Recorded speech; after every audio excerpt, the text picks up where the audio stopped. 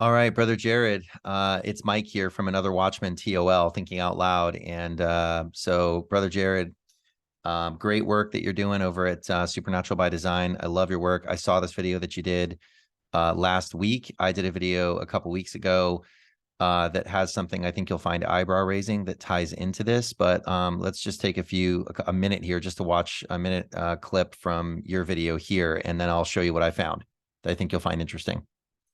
Will be raptured first.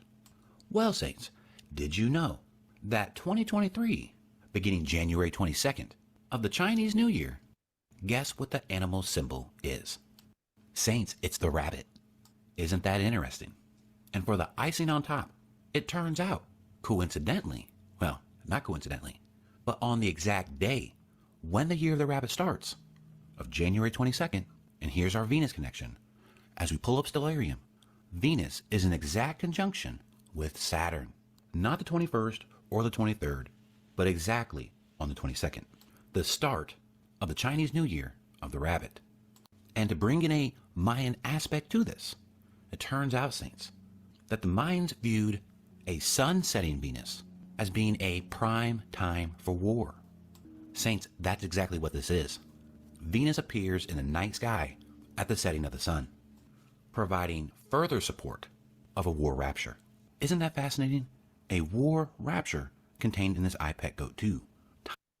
Yes, Jared, it is fascinating. And I think this may also portend or parallel to the war that is breaking out in heaven, where Michael and the angels fight against Satan and his angels and cast a third of the angels down to earth.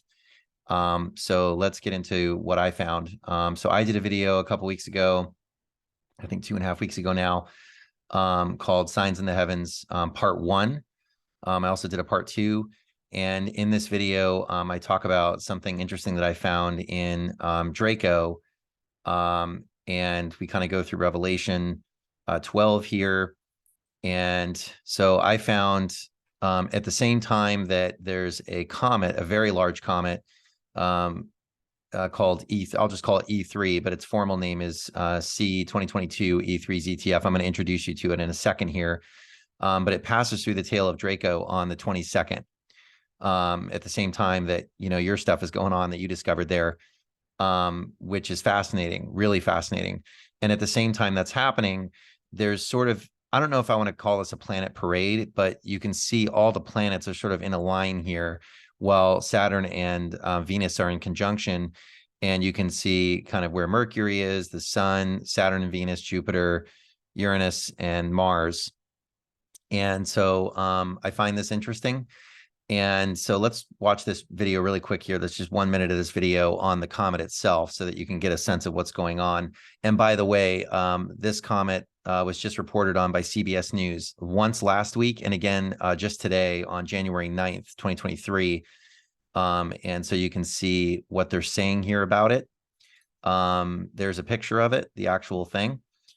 And it lists here it's perigee, it's perihelion, the closest approach to the sun on Thursday, January 12th, and then its closest approach or perigee to Earth in early February.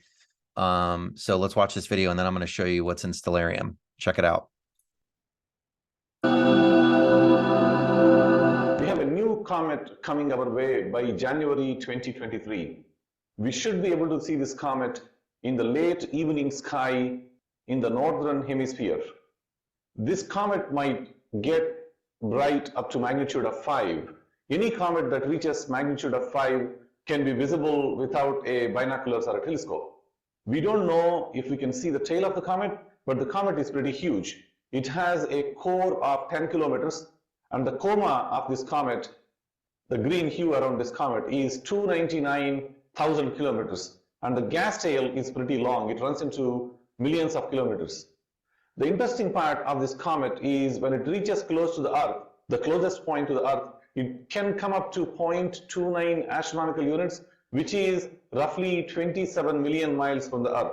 Just for the comparison, the distance from the Earth to the Moon is 238,000 miles.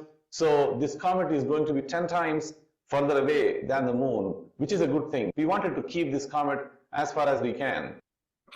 So it really doesn't matter that it's, 0.29 astronomical units or AU away from the Earth, because even the Tunguska event, which I talk about in my part 1 video on the signs in the heavens, that was created by likely an object that peeled off from a larger object that was 0.27 AU away from Earth, and that astronomers are still tracking that object now, and they think that's the likely candidate for an object that shed off and created the Tunguska event, which created absolute devastation. And that was only a very, very small piece. I think it was a meter wide piece that came off and created huge devastation in Tunguska, and that was June 30th, I believe, 1908.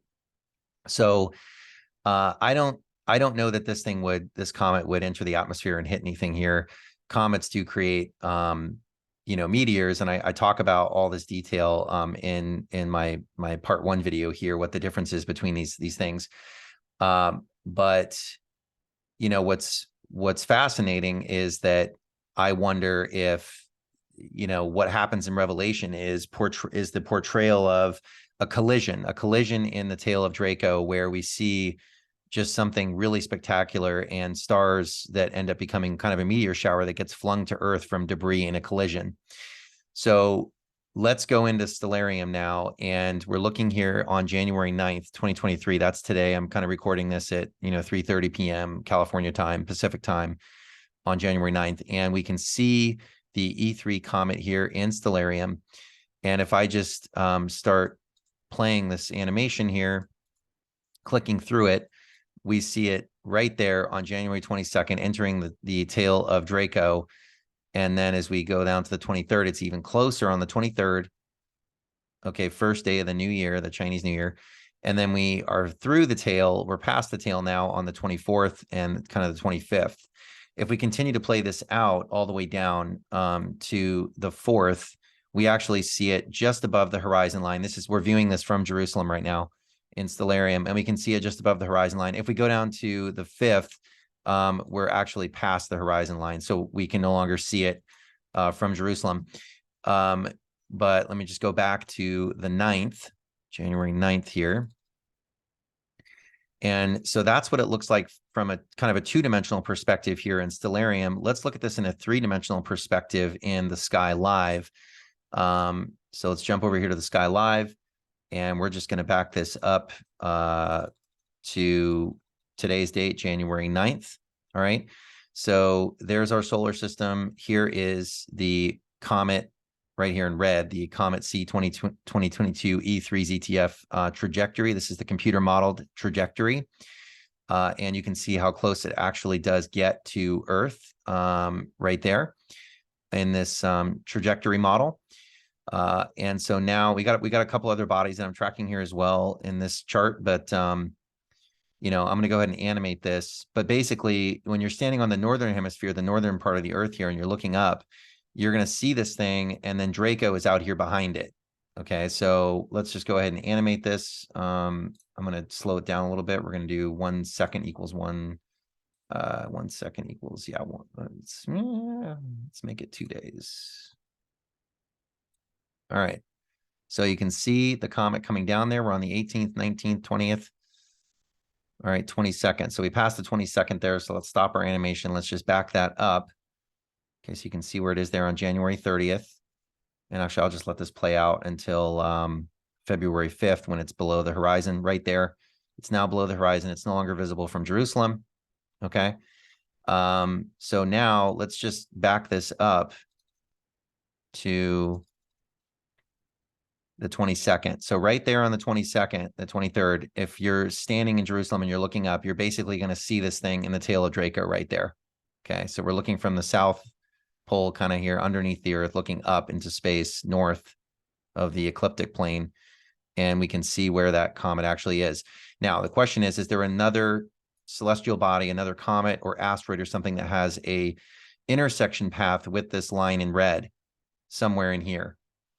And I believe that's a possibility, but the real juicy asteroids and comets that are being tracked are not available in these public-facing tools where you can see them. So the ones I punch in here to search for that are of the most interest to me don't come up. They're not being tracked here in these tools. And so that raises an eyebrow for me as to what's going on. So my question is there going to be some kind of collision event here? And is that going to, could this relate to a third of the stars getting swept down to Earth? If a collision happens, could debris come down to Earth, or perhaps get put into an orbit, and then when the Earth comes all the way around again, is that debris going to come down to Earth at a later point in the future? I don't know. I don't know. It's going to be very interesting because of, you know, this Mayan thing and portending of war and what is going to happen here. And is this going to signify war breaking out in heaven? That's what we're looking at. I think this is extremely interesting. And anyway, Brother Jared, thought I would share that with you. And I guess everyone on the channel can see this here, but appreciate all the work you do, Brother Jared. God bless you. And look forward to seeing your next video. Cheers.